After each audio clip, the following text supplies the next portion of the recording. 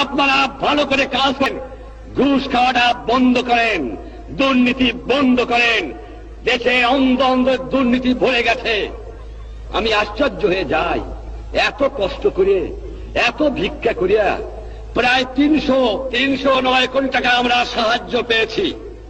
দুনিয়ার থেকে 309 কোটি টাকা সাহায্য, 167 কোটি টাকা আমি লোন করে আনছি, যা দিয়ে বাংলার মানুষকে বাঁচাতে চেষ্টা করেছি।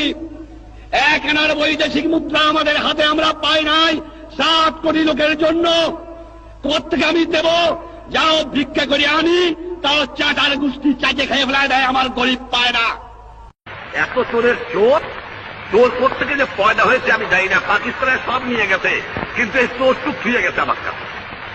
এই চোর নিয়ে গেলে আমি বাঁচতাম, কিছু দালাল গেছে, কিন্তু চোর গেলে বাঁচা যাবে।